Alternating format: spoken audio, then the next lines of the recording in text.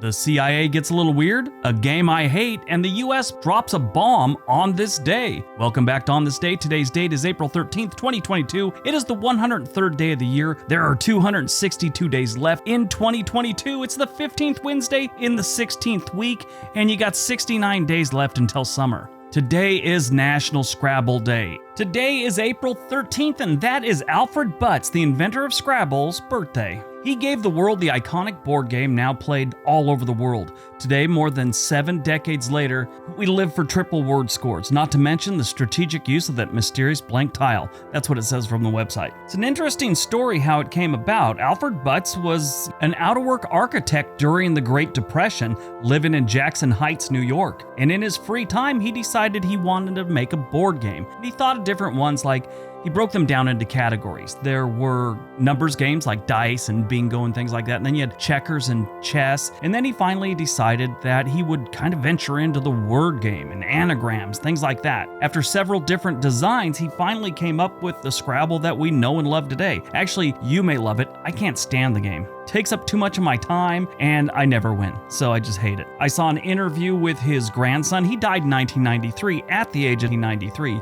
He was born in 1899. His grandson said he was just amazed at how big it had gotten by, the 1970s or whatever, and that they had competitive competitions. His grandson said he never dreamed it would be this big. He thought he had a good game, but he never thought it would get as big as it is today. In Jackson Heights, New York, where Mr. Butts invented Scrabble, for a long time he was memorialized with the street signs were done in Scrabble tiles. Or at least that's what it looked like. I looked from Google Street View. It doesn't look like that's a thing anymore. Not sure if I'm missing something, but it doesn't look like it's there anymore. All right, let's see what else April 13th has given us.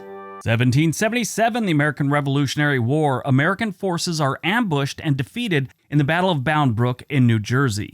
1865, the American Civil War. Raleigh, North Carolina is occupied by Union forces. 1870, the New York City Metropolitan Museum of Art is founded. 1943, the Jefferson Memorial is dedicated in Washington, D.C. on the 200th anniversary of President Thomas Jefferson's birth.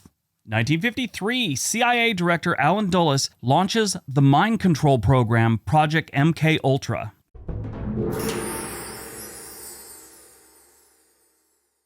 Project MKUltra was codenamed for an illegal human experiment program designed and run by our friends at the CIA. The experiment was intended to develop procedures and identify drugs such as LSD that could be used in interrogations to kind of weaken individuals and force confessions out of them. Brainwash and psychological torture, all that good stuff. Basically, they were looking for a truth serum like you see in the movies. It wasn't just LSD. They tried all kinds of things like electric shock, other chemicals, hypnosis, sensory deprivation, isolation, verbal abuse, and other various forms of torture, all trying to find new ways to interrogate people and get the truth out of them. As you can imagine, this was completely illegal and should never have been done. Over the years, little bits and pieces of information came out about it, but nobody has ever really gotten to the full extent of the damage and the amount of people that were either killed, maimed, or just screwed up for life because of Project MKUltra. Now, they probably would have more information, but in 1973, most people working for the government were in a widespread panic mode because of Watergate. CIA Director Richard Helms ordered MKUltra files destroyed.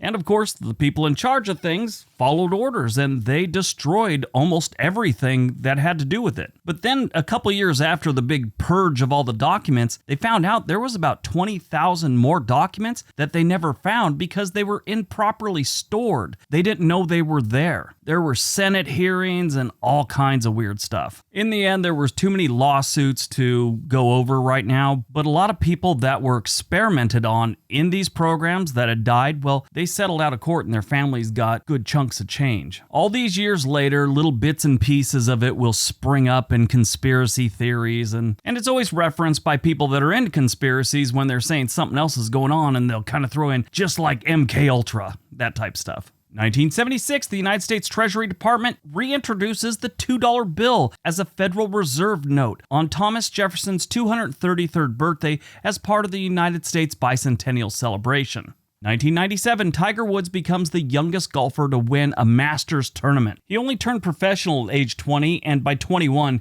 he won the Masters tournament. He honestly owns so many records. It's just amazing. Like, he won 6 consecutive tournaments in 2000, which was the longest winning streak since Ben Hogan in 1948. At 24, he became the youngest golfer to achieve a career Grand Slam. If you don't know what that is, in golf, that is when a golfer wins all the major championships in one calendar year. 2017, the United States drops the largest ever non-nuclear weapon in Afghanistan. That bomb is called the MOAB, which stands for Massive Ordnance Air Blast Bomb, but most people call it a mother of all bombs. The reason they used this one, the ISIS people they were fighting would retreat into these cave complexes, and normal bombing really wouldn't affect them that much. This bomb was so big, it basically collapsed the tunnel systems. Movies released on April 13th, 2018, Rampage. So this was a great video game back when I was a kid. I loved it. Used to play it at the arcade all the time. And the movie is loosely based on the video game of the same name.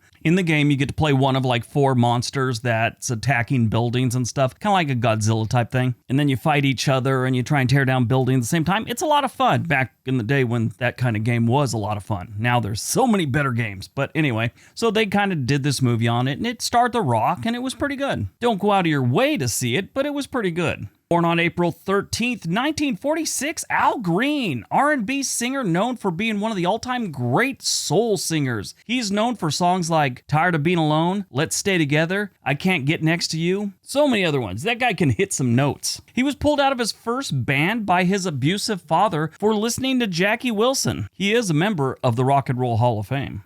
Died on April 13th, 1971, Michel Briere. He was a former NHL player for the Pittsburgh Penguins whose life was cut short after a May 1970 car accident, which left him in a coma, eventually resulting in his death. The Quebec Major Junior Hockey League renamed its MVP trophy the Michel Briere Memorial Trophy in his honor shortly after his death. He was born in Montreal and was taken as the 26th overall pick by the Penguins in the 1969 draft. He became the second player in Penguins history to have their jersey retired. He had a son with his fiancée, and they were set to be married the month after his accident happened. All right, that's today's video. Hope you guys enjoyed it. Hope you got some information out of it. Now go out, have a productive day, be nice to each other.